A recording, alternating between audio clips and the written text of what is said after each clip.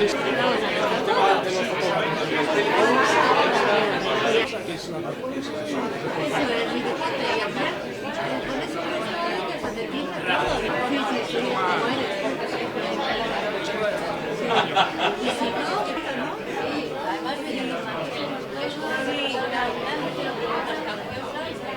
dijeron que había ido muy bien. Si quieres pasan las sillas. Ya, claro. Dice que subamos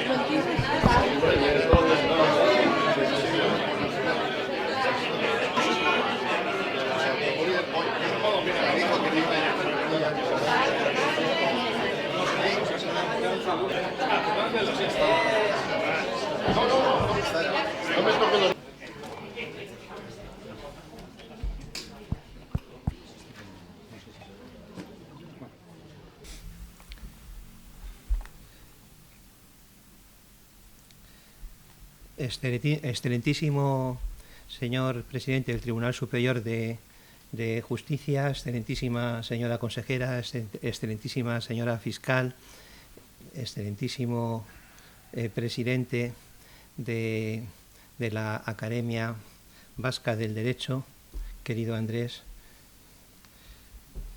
Mis primeras palabras deben ser para agradecer a la Academia Vasca del Derecho y especialmente a su presidente, Andrés Urrutia, el alto honor que me depara al confiarme el discurso inaugural del nuevo ciclo académico.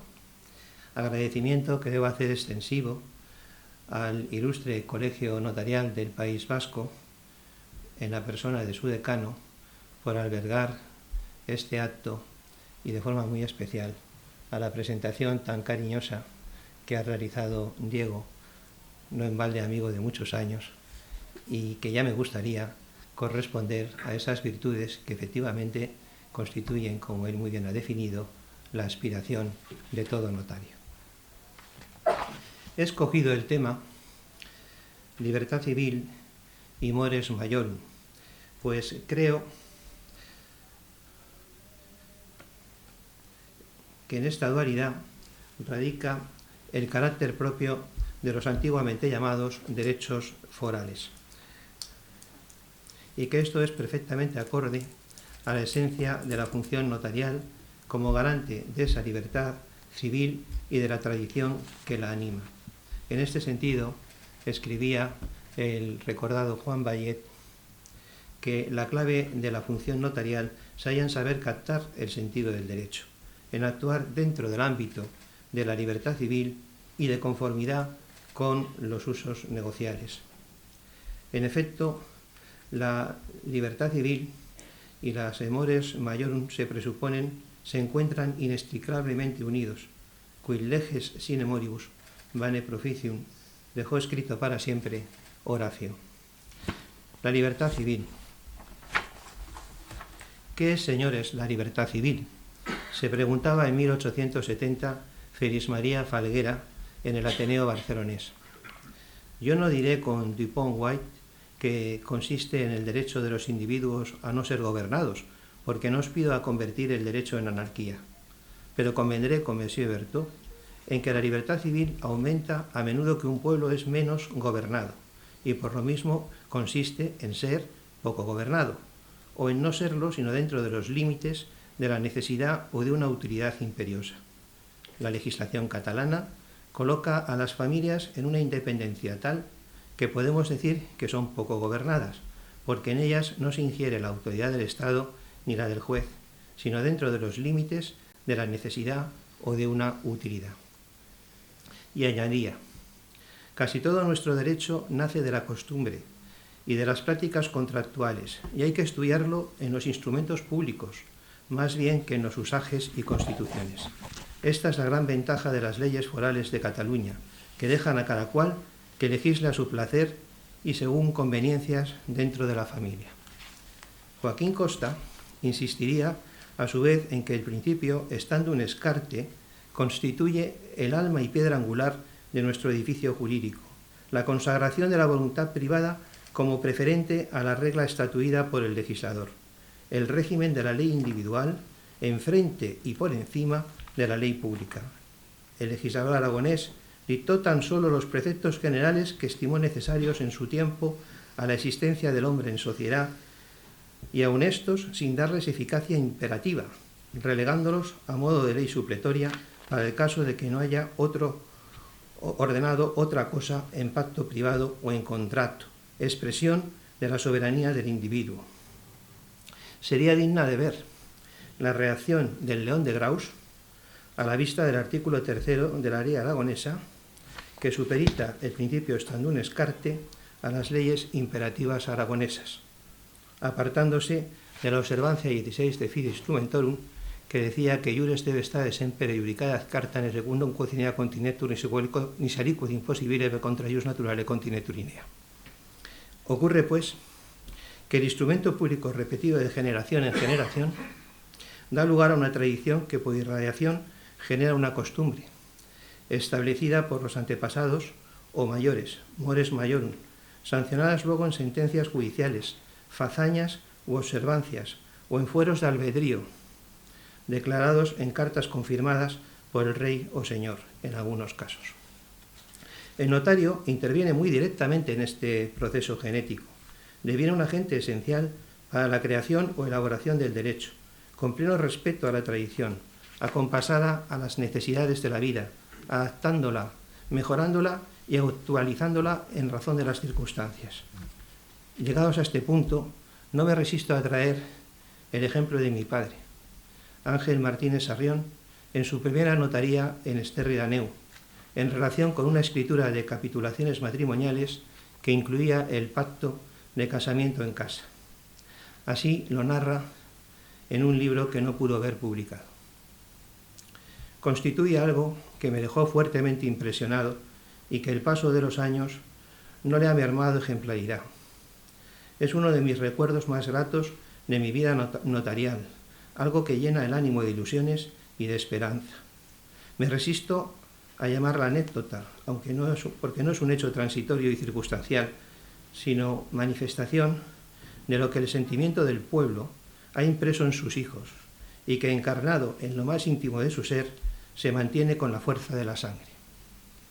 Las capitulaciones pretendían regular el sistema moral, familiar y económico con motivo de un próximo matrimonio, de modo que en aquellas comarcas catalanes integraban el verdadero código de la familia, significada en la casa pairal, en la que el hereu o la pubilla eran o devenían circunstancialmente o temporales soberanos de la misma, que recibían, conservaban y finalmente, al igual que ahora ellos, transmitían los usos y costumbres de sus ancestros. El casamiento se había acordado entre una pubilla y un fadri o cabalé, de dos familias de la aldea de Unarre. Era una ceremonia esta de constituirse en la notaría en presencia del notario y desvelar las viejas escrituras guardadas en el arca con las ropas y tocados más preciados que en alguna ocasión he llamado esponsales notariales. En ella la norma moral y jurídica, preferentemente consuetudinaria, se viste con el traje de faena de todos los días. Por eso, los muros de la casa pairal exhalan juridicidad. Estaban los padres de ambos, los de la pubilla, desenrollando las escrituras tal como estaban cuando ellos se casaron, pues no había hecho falta consultarlas. Y los del novio para decir lo poco que el haber y poder de la casa permitía aportar al nuevo matrimonio. Le pregunté a los asistentes qué es lo que querían hacer. La respuesta fue unísona: lo que dicen estas escrituras. Las escrituras, que sumaban más de un siglo, eran tres, completamente idénticas, y habían de servir de modelo para la cuarta generación. Mi padre se puso literalmente manos a la obra, pues hasta 1958 no se admitió el uso de la máquina de escribir. Antes de trasladarla al papel, leía cada cláusula para obtener la debida conformidad. Al llegar al final, apareció el pacto de casamiento en casa. ¿Eso qué es, señor notario?, inquirió con aire sorprendido la pubilla. Aunque todos guardaban silencio, este se hizo más profundo. Casi al tiempo que yo levantaba la cabeza del papel, padres y madres la agachaban. El pacto de casamiento en casa suponía que si ella moría con hijos pequeños, el marido continuaba en la casa pairal de su mujer con facultades dispositivas y libre de casarse con otra para que ocupase su lugar en la crianza y educación de los pequeños. Això no, això no. Luego preguntó, ¿y así lo han fet els meus besavis, avis y pares? Y ella misma concluyó, ¿y qui soc jo? Però no fer el que ha fet els meus pares i els meus avis. Seria trucar la tradició de la nostra casa i no tinc cap dret per a fer-ho. Posi el pacte, posi el señor notario. Cuando la pubilla fue a poner la firma, una lágrima cayó sobre el papel emborronando su nombre. Intentó secarla con su pañuelo. Y entonces, yo anticipándome, le sujeté el brazo para impedirlo. Perdoni, señor notari, que le he tocado la escritura. No, no la toque, déjela que se seque. En las escrituras se contienen voliciones, quereres e intereses de las partes. En esta, además, ese borrón no la mancha, la dignifica y enriquece porque encierra también sus sentimientos. Algunos días después, mi compañero de SOR, Germán María León Pina, me enviaba una xerocopia de la matriz en la que aparecía el borrón, a la vez que me indicaba en una carta que también como yo sabía que no era una mancha, sino la huella de un sentimiento. Agradezco a esta academia la ocasión que me brinda para reproducir estos esponsales notariales que condensan la esencia del derecho foral y que mi padre relataba a menudo, como pueden atestiguar mi hermano Miguel, aquí presente, notario de derecho, y Juan Ignacio Gómeza, que nos está oyendo por streaming, en aquellas soleadas tardes de agosto en su tierra albaceteña, al socalle de la casa en que conocí a mi madre, al pie de la sierra de Chinchilla, en un paraje tan lejano como distinto de las montañas pirenaicas y de aquella Cataluña en la que acabó sus días. El diálogo entre el notario y la pubilla y el expresivo silencio de los padres reemplazado por las escrituras, hablen cartas y callen barbas, nos permite entrever algunos de los temas que quería traer a su consideración. La importancia de la tradición y de las costumbres vividas, del sentimiento implícito en ellas, que prefigura la libertad en interés de la familia, y finalmente el riesgo de que este reducto del derecho civil puro, que son los derechos especiales y forales, termine por encerrar la libertad civil en leyes más o menos artificiales, en manos de teóricos, ayunos de práctica y expuestos como están a políticas cortoplacistas, supeditadas a intereses entre mercantiles y públicos no siempre acordes al interés general, que mejor que nadie encarna la libertad civil. Y hay que reconocer que ese riesgo amenaza, sobre todo, al Código Civil, menos protegido frente a los embates del derecho mercantil, cuyas señas de identidad originariamente privadas, igualmente peligran. Un ejemplo reciente lo tenemos en la inscripción que se ha introducido en la Ley de Creación y Crecimiento de Empresas de las sociedades civiles. Mores maiorum. Al igual que ocurrió en la España cristiana durante la Alta Edad Media, la antigua Roma se rigió por la costumbre de los primitivos pobladores llamados mores maiorum, los cuales no casualmente se corresponden con las propias de la aristocracia patricia, desconocidas por los plebeyos y no exentas de posibles manipulaciones. De ahí que finalmente estas costumbres se promulgaran mediante las 12 tablas. Escribía Cicerón que siempre se buscó un derecho igual para todos, porque si no fuera así, no sería derecho. Si esto lo consigue un hombre justo y bueno, se contentaban con él. Al no suceder siempre así, se inventaron las leyes a fin de que hablaran con una sola e idéntica voz para todos. El paso a la ley de las antiguas costumbres permitió, según explica Yering, la separación entre el derecho y la moral en dos cauces distintos, a pesar de que el secreto de la libertad, reconocida en el derecho, estriba, según el sabio alemán, en hacer por impulso propio lo que es moral y oportuno. Pero esto tenía un riesgo que era el mal uso de esa libertad jurídica. No era entonces un riesgo grave, sino menor, dada la moralidad imperante, la de las antiguas mores maiorum, en lo que no habían sido codificadas. Previsoramente, para evitar este posible riesgo, se recurrió inicialmente al censor, y sólo cuando la relajación de las costumbres sobrepasó sus posibilidades, aparecieron las restricciones legales. El caso es, ciertamente, que se generalizaron los abusos de los que dan cuenta Juvenal o Marcial, y ello condujo a las restricciones legales, a la transformación de las mores maiorum en bonus mores, confiadas ya no a la sociedad, sino a la ley.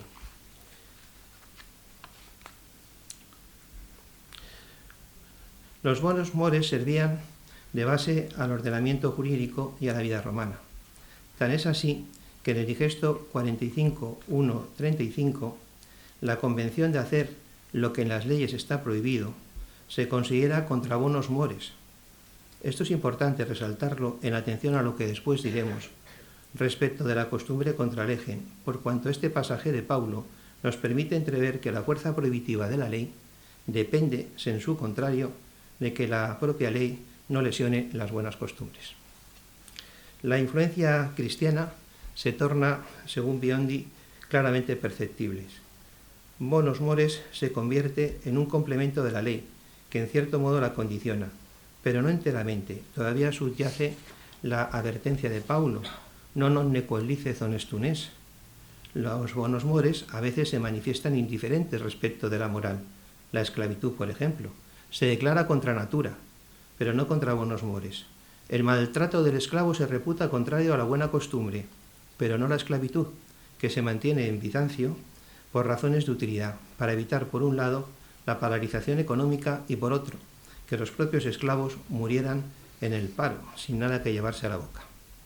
Ciertamente se multiplican las manumisiones, pero la esclavitud, desde un punto de vista institucional, solo decae por la transformación del esclavo en siervo de la gleba, a causa del colonato, del que se valen los potentiores para la explotación de sus fincas y villas en las que se refugian, lejos de las insalubres ciudades y de los impuestos, señala Ferdinand Lot, en un éxodo impío al campo, infructuosamente prohibido por el emperador Arcadio en el 396 de nuestra era. La ley devenida costumbre. La caída del Imperio de Occidente no impidió que la ley romana continuara más o menos vigente. Simplemente se convirtió en costumbre, sin que la gente tuviera conciencia de ello. Se origina entonces la yuxtaposición de las costumbres romanas y bárbaras, rigiéndose cada pueblo por su ley personal, con el agravante de que dichas costumbres no estaban escritas, al menos las bárbaras. Mientras romanos y bárbaros se mantuvieron cada cual en su recinto legislativo, la cosa no pasó a mayores. Pero cuando se entremezclaron las relaciones jurídicas y las personales, la incertidumbre subió de grado. En España, el breviario de Alarico, en el año 506, acogió el llamado por Brunner derecho romano vulgar, pero no existía un texto equivalente para los visigodos. Por ello, finalmente, la cuestión se resolvió mediante la implantación de un derecho territorial, el Liber Judiciorum, en el año 654 de nuestra era. Entretanto, en Italia, de Crera Calaso, los escribas eran más proclives a la ley romana que a la longobarda. Liuprando, en un edicto dictado en el año 727, intitulado De Scribis, trata de salir al paso y exige a los notarios de entonces que no escriban sus cartas en contra de la ley personal correspondiente, que se cercioren e interroguen a las partes, que si no conocen el derecho aplicable, se informen por terceros, y en su defecto que no escriban la carta, so pena de pagar una compensación igual a la del asesinato de una persona libre. Pero pese a la dureza inicial, se ve obligado a conceder que se aplique la ley consensuada por los otorgantes, sin que en este caso la carta infrinja la ley, que a ambe parte voluntarie facium, quedando a salvo la responsabilidad de quienes las escribieran. Esta capitular de Liuprando es muy interesante por cuanto la voluntad de las partes se antepone a la ley por esta vía indirecta. En los territorios longobardos, los notarios insistirán todavía 300 años después en consignar en sus cartas que estaban redactadas secundum legem u optimam legem y en ocasiones hasta transcriben casi literalmente el mencionado edicto. Las cartas se acogen a la ley, pero uno tiene la impresión de que son los notarios los que se valen de ella para dotar de autonomía a su documento. En España, decíamos antes, La ley romana se vive como costumbre, con el resultado de que una y otra se confunden, como se desprende de las etimologías. La ley es una disposición escrita, costumbre es una práctica avalada por la antigüedad, es decir, viene a ser una ley no escrita. Y no importa que una norma tenga su base en la escritura o solo en la razón, ya que la razón es lo que avala cualquier ley. Pues bien, si toda ley tiene su fundamento en la razón, será ley todo lo que esté fundado en ella, con tal de que esté de acuerdo con la religión, convenga la doctrina y aproveche para la salvación. Se llama costumbre porque son de uso común.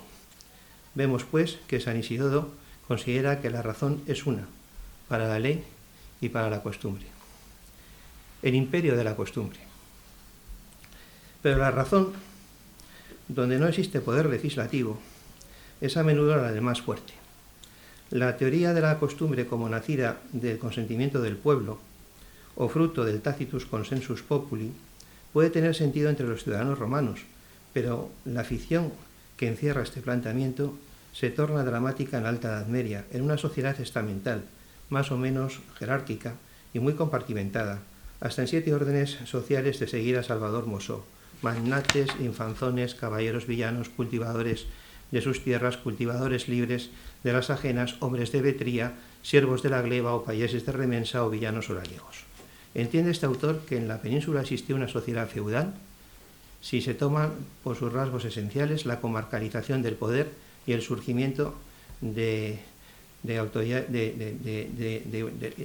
autoridades intermedias que quiebran la relación directa del monarca con sus súbditos, aunque no se llega a producir, como requería la tradicional historiografía, una fusión inseparable entre vasallaje y beneficio. El feudalismo fue en sí mismo una institución consuetudinaria, generadora de usos y costumbres. En aquellos tiempos era literalmente cierta la observación de Modestino: todo el derecho o lo estableció el consentimiento, o lo instituyó la necesidad, o lo dio la fuerza de la costumbre. El derecho provenía en efecto del pacto, o de la costumbre, o de la fuerza. Y es que la costumbre no es ya fruto de un tácito consenso, sino que a menudo proviene de una imposición por los magnates de turno, o de una decisión más o menos condicionada del juez, sin descartar, en el mejor de los casos, su aparición por fuero de albedrío, constituida por los propios aforados y en algún caso pactada, como ocurrió con el fuero general de Vizcaya, con el señor. El riesgo de los malos usos era, sin embargo, verdaderamente notable.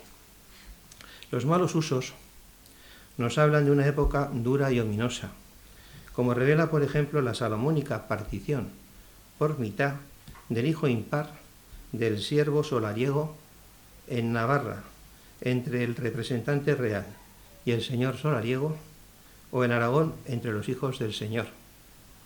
O igualmente la controvertida firma de Spoli, prohibida en Cataluña por una sentencia arbitral de Fernando el Católico, y que en la autorizada opinión de Francisco Cárdenas, aun en el caso de ser un laudemio, como creía el notario y jurisconsulto Solsona, debió cumplir la función de sustituir o excluir el llamado derecho de pernada, introducido en el Principado more francorum.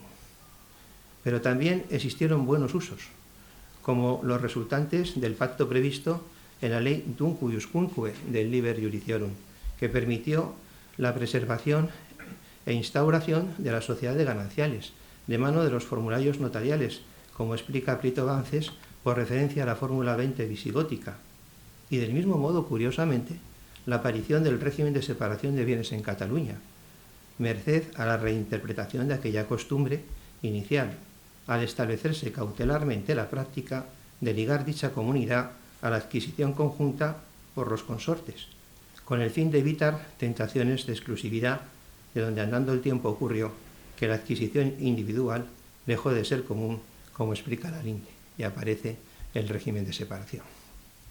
Otro ejemplo de buenos usos es el quinto a favor del alma, punto en el que seguirá Juan Ignacio Gómez. Esta institución, que remonta a la ley de un ilícita, origen de la mejora castellana, reproducida en el fuero juzgo, pasaría igualmente al fuero viejo y a las leyes de toro, pero además aparece también en Vizcaya, en el fuero viejo de las encartaciones de 1394 en su ley 33, que al regular el usufructo universal, genuino antecedente del alcar poderoso, imponía, a la muerte del usufructuario, la obligación de que queden los tales bienes así mandados para sus hijos o nietos legítimos, excepto el quinto, que de tal quinto de sus bienes puede el testador lo que quisiere y mandarlo a quien quisiere o por su alma allende de tal usufructo. Igualmente se recoge en el número 125 del Fuero Viejo como costumbre existente y en la Ley 18 del título 20 del Fuero Nuevo. Concluye el autor que la subsistencia de este quinto ha sido esencial, pues no operaba frente a estas causas piadosas la prohibición de disponer de los bienes troncales, lo que dio lugar al florecimiento de múltiples fundaciones que pueblan Vizcaya. De ahí su fundada crítica del artículo 24 de la Ley de 1992, que decretaba la nulidad de la disposición gratuita de bienes troncales a personas distintas de los parientes tronqueros, cosa que no había hecho ni el Fuero Viejo o el Nuevo ni la compilación, que solo opusieron a tales donaciones la saca foral y que gracias a ello se llevaban a cabo con el consentimiento de los tronqueros. La ley vigente de 2015, al sustituir la nulidad por la anulabilidad, ha sabido corregir el rumbo para posibilitar aquella vieja práctica, muy vieja, por cuanto enlaza con la laudatio parentum, extraordinariamente extendida en la época medieval y muy certeramente estudiada por el profesor portugués Braga da Cruz. El control ético de la costumbre. El comportamiento ético de la costumbre preocupará sobremanera a la Iglesia, con el fin de erradicar los usos inmorales. Esto traerá consigo una visión paulatinamente desfavorable de la costumbre en beneficio de la ley, pues según el Fuero Juzgo, de ella nacen las buenas costumbres. El derecho canónico establecerá como referente de validez la concordancia con la moral, que en su caso viene a coincidir con el derecho natural, sin perjuicio de impulsar en la práctica la fijación por escrito de tales usos y su aprobación por el príncipe. Constantino había dicho, de manera oscurísima, que la costumbre no podía vencer a la razón o a la ley, rationem aut legem. También San Isidoro, como hemos visto, superitaba toda ley, incluida la costumbre, a la razón. Pero, ¿qué cosa es la razón? Los romanos no la determinaron al contrario que la Iglesia, que tenía una idea clarísima, como apunta Calaso. Ratio es igual a veritas, y la verdad es norma divina. Tertuliano sentenció que Cristo dijo ego sum veritas, no ego sum consuetudo. Las excepciones Petri, por su parte, adulteran hábilmente el digesto, al imputarle la supuesta exigencia de longi temporis uso approbata, como condición para igualarla con la ley escrita. Pero el texto de Hermogeniano, en el digesto, solo habla de longa consuetudini, en ningún momento de longi temporis, locución que se extrae gratuitamente de la prescripción. Tampoco habla el digesto, si se me permite, de uso aprobata, sino de larga consuetudine comprobata, no aprobada, sino comprobada, que no es lo mismo, pues como explica Paulo en el paso inmediato, equivale a probada, y tantum probatum es, esto es, demostrada. La doctrina de las Petri excepciones pasará, sin embargo, a las partidas 1, 2, 5, que requieren el uso durante 10 o 20 años. La glosa de esta ley dice que estando siempre presente el pueblo deben bastar 10 años, pues no procede a aplicar el plazo de la prescripción entre ausentes. También requieren las partidas la aprobación tácita del Señor, que tenga conocimiento de ella y no la contradiga, y que la costumbre sea además probada.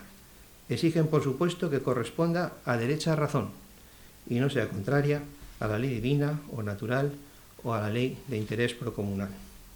La fijación escrita de la costumbre y su aprobación. La verdad es que una serie de factores diversos aconsejarán plasmar la costumbre en una verdadera carta o instrumento público. La carta podía ser de concesión real, como el Fuero de Logroño, dado a Vitoria o a las Villas, o el Fuero de San Sebastián, pero también podía expresar un pacto con el Señor respecto del contenido de las viejas costumbres, como ocurriera con el Fuero Viejo y el Fuero Nuevo en Vizcaya. En ambos tipos de fueros, el rey solía confirmarlos, pero esa aprobación no era una promulgación, solo expresaba las obligaciones asumidas por el Señor. En el caso de los fueros otorgados unilateralmente por el Señor, en teoría su juramento proporcionaba una garantía, la de atenerse al fuero y cumplirlo. Lo mismo ocurría con los fueros de albedrío de origen popular, pero con un matiz esencial. Expresaban un pacto recíproco que en caso de infracción por el Señor daba lugar a la desvinculación de sus compromisos para con él por parte de los vecinos, y al menos esto es claramente evidente en el caso del fuero de Vizcaya. En efecto, según Marichalar y Manrique, los vizcaínos resolvieron trasladar sus viejos fueros a escritura pública. Y eso mismo ocurrió con el fuero nuevo otorgado por los representantes de los aforados y el corregidor ante los escribanos don Íñigo Urdiz de Ibargüen y Martín de Basarat. El fuero viejo fue jurado por Juan II y seguidamente por Isabel la Católica en el año 1473 y 3 años después por su esposo Fernando en la iglesia de Santa María de Guernica y Solárbol de Guernica. Merece la pena detenerse en lo que le dijeron los vizcaínos al rey sentado en la piedra que había debajo del árbol, según la transcripción que tomo de los mentados Marichalar y Manrique. Que por cuanto ellos habían y han de fuero y de uso o de costumbre loada y aprobada de 10, 20, 30, 50, 80, 100 años a esta parte, y más tiempo, en tanto tiempo que memoria de hombre no es en contrario, que cuando viene nuevamente el Señor en el dicho condado de Vizcaya a recibir el señorío de ella, el tal Señor les ha de hacer juramento en ciertos lugares acostumbrados de dicho condado, de les confirmar y aguardar todos sus fueros y privilegios, buenos usos y buenas costumbres, franquezas, libertades, mercedes, tierras, lanzas, acostamientos y privilegios. Aquellos vizcaínos conocían las partidas, pues cumplían los plazos de prescripción que, siguiendo las excepciones Petri, aquellas habían trasladado a la costumbre. Los 10 años para presentes, los 20 para ausentes, los 50 para superar los 40 que se requerían por los canonistas para la costumbre contra ley.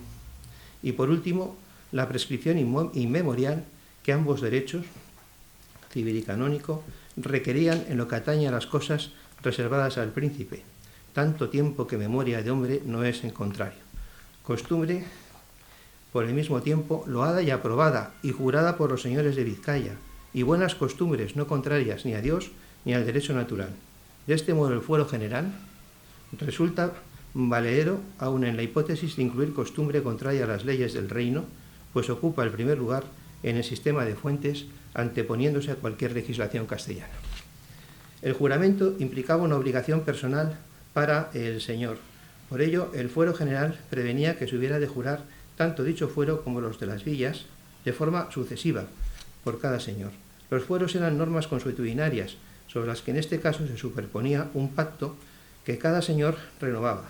De esa renovación no dependía la vigencia de los fueros, que regían por su condición consuetudinaria, sino el compromiso de cumplirlos por parte del señor, con la advertencia de que en caso de omitir su juramento, los vizcaínos no le responderían ni le pagarían sus derechos censales, al tiempo que sus mandamientos y provisiones solo serían obedecidos, pero no cumplidos.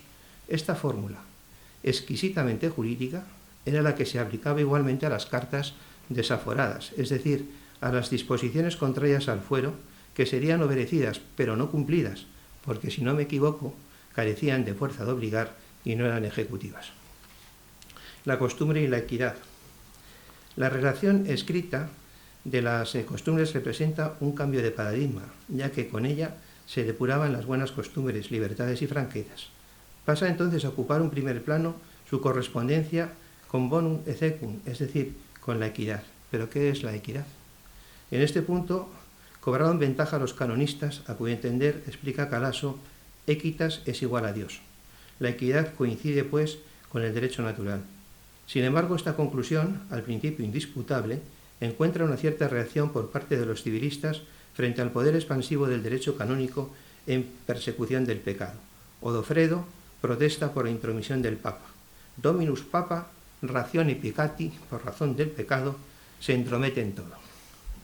Finalmente, Accurcio pondrá de manifiesto la separación de jurisdicciones, net papa intemporalibus, net imperator in spiritualibus. El caso es que el libro segundo del Digesto inaugura en el título 14 con un pasodulpiano que reconduce el cumplimiento de los pactos a la equitas naturalis. Se produce de alguna manera una tripartición, equitas canónica, equitas naturalis y equitas mercatoria, si bien todas confluyen en la idea de fidelidad o de atenerse a lo pactado. En todo caso, escribe Vallet, para los glosadores la equidad se reservaba de conformidad a la naturaleza, se reservaba para relacionarla con la naturaleza de las cosas, en la línea de lo que había expresado Irnerio. Equitas enim inisis rebus percibitur, la equidad se percibe en las propias cosas. Natural en sensum o buen sentido. Esta misma orientación seguirían algunos derechos territoriales, así la compilación de Huesca de 1247, que en su versión romanceada decía si por ventura en algún caso el fuero no abastase, que fuese juzgado por naturales sesos de buenos homes y leales.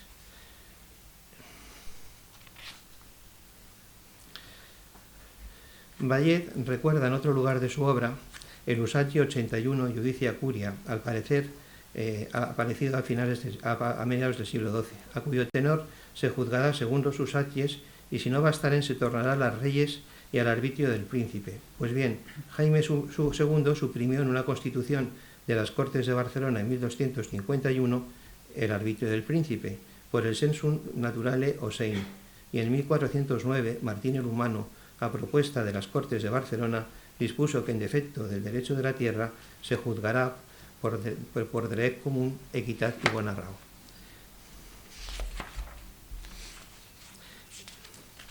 El derecho romano, introducido a través del sentido común y de la buena arrao, procurará un suelo más o menos común a todas las legislaciones existentes en España, pero su misma evolución no permitía resolver con claridad el papel del príncipe o de las leyes a él vinculadas y el valor de las costumbres. Es aquí donde se produce una bifurcación fundamental entre aquellos territorios que anteponen sus libertades y costumbres y la legislación castellana que lo supedita al príncipe y por consiguiente a las leyes. El punto máximo de tensión se percibe en el tratamiento de la costumbre contraria a la ley. Por un lado, los reinos de Aragón, Valencia, Navarra, Mallorca, el Principado de Cataluña, el señorío de Vizcaya y por otro las partidas.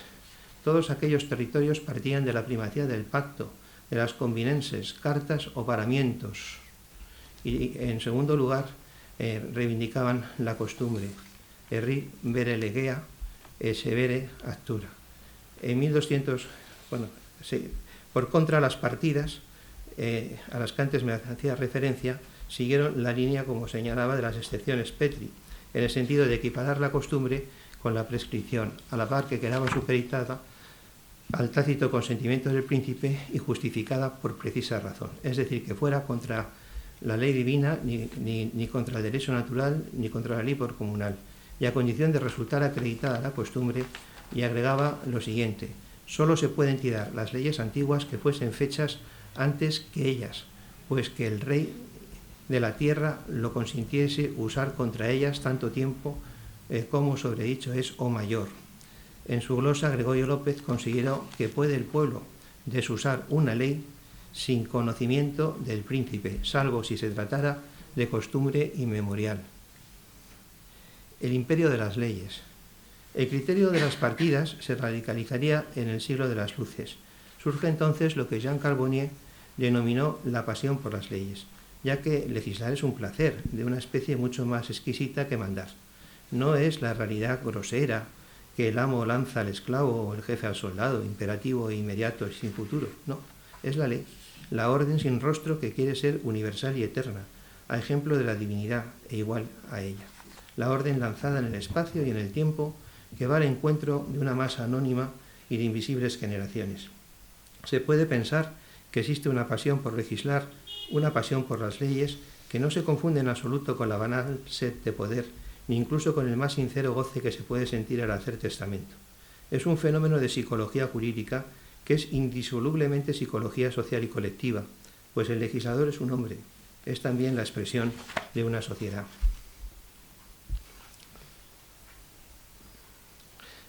La ley está dotada de racionalidad intrínseca, sin necesidad, por tanto, de mitificar al legislador al modo de Rousseau en el contrato social. El alma grande del legislador es el verdadero milagro que prueba su misión. En fin, no se puede ni se debe ir en contra de las leyes. Son esenciales y en el peor de los casos ironiza a Carbonnier un mal necesario, aunque sería deseable que el legislador fuera razonable y por consiguiente se redujeran al mínimo indispensable.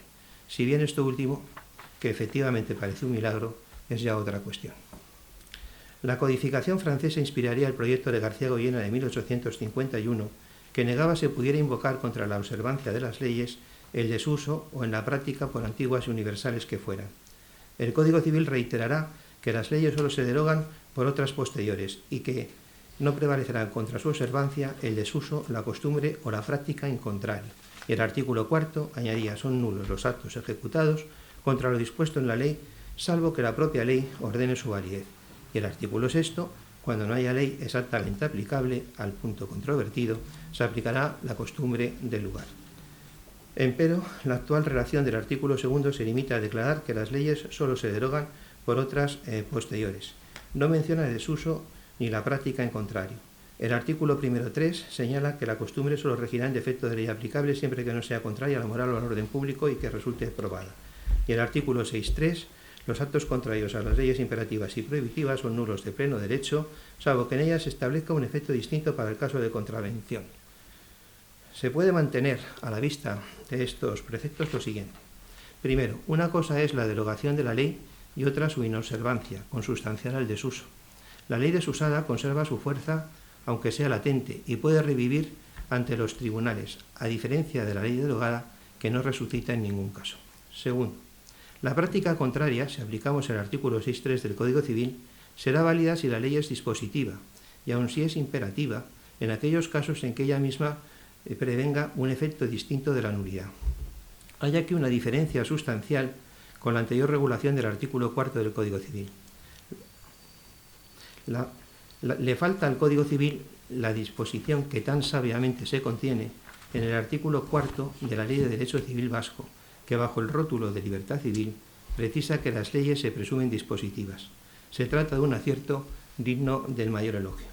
Tercero, el artículo 6.2 admite la exclusión voluntaria de la ley aplicable, siempre que no sea contraria al interés u orden público o perjudica a terceros, de donde solo serían imperativas las leyes vinculadas al orden público. Cuarto, si cabe la exclusión voluntaria de la ley aplicable mediante pacto, ¿no habrá que aceptar igualmente la exclusión consuetudinaria? La respuesta negativa se basaría en este caso en que dicha costumbre contra ley dispositiva no tiene fuerza de obligar si no es consentida. Pero la práctica, en contrario, puede ser generalizada mediante cláusulas de estilo, que a diferencia de la primitiva redacción del Código, producirá la inobservancia de la ley. Estamos a un paso de la costumbre contra legen, aunque un paso que no llega a darse. Una cosa es el derecho dispositivo y otra el derecho supletorio. Quinto, cuando el Código Civil rige como derecho supletorio de otras legislaciones españolas, cede ante la costumbre local. Y lo mismo ocurre siempre que la propia ley se asigna expresamente este cometido, como acontece en el caso de la veciña o de la compañía familiar gallega. Voy a dejar de tratar la libertad civil y la autonomía de la voluntad en el Código Civil, la libertad de testar, la señora mayor usufructuaria relacionada con el alcar poderoso, y ya termino, quizás teniendo el tiempo, aunque espero que no mucho, con unas reflexiones sobre el cambio que se ha producido, ¿no? El cambio de la fisonomía normativa. En el curso volvemos a la exposición histórica. El paso de la costumbre a la ley no es cosa mala, presenta indudables ventajas e inevitablemente algunos peligros. El mayor de ellos, separarse del derecho vivido, pero también la pretensión de exhaustividad y la pulsión normativa o propensión a la pronta modificación. En este sentido es aplaudir el buen criterio que refleja la exposición de motivos de la ley gallega. Estamos ante el derecho vivo de Galicia, nacido de los campos gallegos, como emanación singular de un rico derecho agrario, desbordado hoy incluso en la vida cotidiana de sus urbes. Y también la exposición de motivos de la ley vasca. Y todo esto siempre con la idea de mantener vivo y aprovechar el legado del derecho tradicional y consuetudinario, pero con la vista puesta en el mundo de hoy, y en un país como el vasco, que tiene una gran actividad mercantil e industrial y no puede identificarse con la sociedad rural de hace unos siglos a las que responde la formulación original de aquel derecho. La propensión a la modificación de las leyes no es cosa buena, pero ¿no es legislar también un pecado?, se preguntaba Jean Carbonnier, para responder seguidamente que la ley, en el peor de los casos, es un mal necesario. Y no es desde luego inexacta la observación de Lluís Figa, reflejada en el expresivo título de una conferencia suya, El dret civil català en perill, dada el año 1991 en la Academia de Jurisprudencia de Cataluña, en la que se vale de Aristóteles para recordar que si miramos las cosas desde otro punto de vista, el tema requiere ser tratado con algo más de calma, ya que si la mejora obtenida con la modificación de la ley es pequeña, como no es buena cosa acostumbrar a la gente a cambiar de leyes, es claro que es mejor dejar sin corregir las equivocaciones del legislador. Y lo mismo Ulpiano, al establecer cosas nuevas, debe ser evidente la utilidad de separarse de aquel derecho que por mucho tiempo ha parecido justo. Advertía Figa que alumbrar una ley nueva no es sólo destruir la antigua, sino también la jurisprudencia y doctrina que la complementa. La modificación de una ley antigua o la regulación de una situación nueva es perjudicial salvo que la ley sea útil y absolutamente necesaria. Hoy, utilizando un símil que era de su gusto, el legislador catalán, enfrascado en la construcción de un nuevo sistema jurídico privado catalán, lo dice así en la exposición de motivos de la parte relativa a derechos reales, ha decidido construir una catedral antes que un retablo. Una opción más próxima al mos gallicus, en torno a la conceptualización y sistematización lógica, alejada de alguna manera del tradicional mos italicus, cultivado por los juristas catalanes y representado por el ansia de contacto cordial y humano. Dos estilos distintos que reproducen la oposición de Pascal entre el esprit géométrique y el esprit de finesse. Queda flotando en el aire aquella pregunta que formuló en la Academia Matritense del Notariado hace casi 50 años el propio Figa Faura. ¿Es posible la catedral sin el retablo que le da sentido? El derecho no debe olvidar la vida, ni el sentimiento perfectamente reflejado en nuestros documentos notariales, como en los capítulos de la Pudilla de Unarre. Y este es el verdadero peligro, perder el alma. Y el alma es la libertad civil, suma de las libertades individuales y, consecuentemente, igual al interés general, por encima de los intereses públicos, que no son la misma cosa. Finalmente, la pluralidad y la diversidad no es cosa mala, nos permite aprender unos de otros. En realidad constituye una cantera llena de soluciones y fórmulas para el jurista práctico, especialmente para quienes somos notarios, en contacto con las personas y sus necesidades. La libertad civil, de acuerdo con Joaquín Costa, es en el fondo la mejor forma de unificación jurídica, y lo es porque permite hablar al ser humano, y hablando se entiende la gente. Y es que, como concluía Florentino, todo derecho, omne jus, nació por causa del hombre. Fue constituido efectivamente por causa del hombre. Omne jus, hominum causam constitutum sine. Muchas gracias.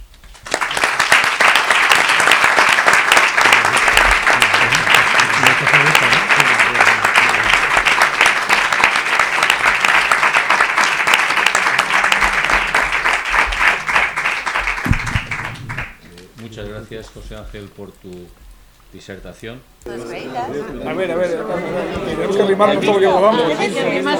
Va delante tumbarnos encima de la mesa. Madre mía.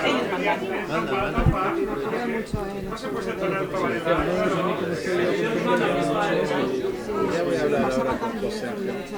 Esta profesión que tenemos.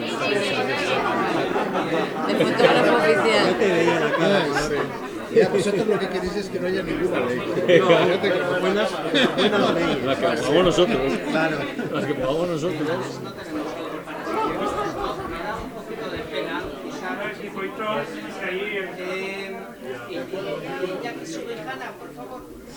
Que no se te ve. Ah, bueno, no se me vea. ¿Qué? ¿Me voy a decir algo? ¿Me voy a decir algo? Los altos, los ¿Me voy a altos. decir algo?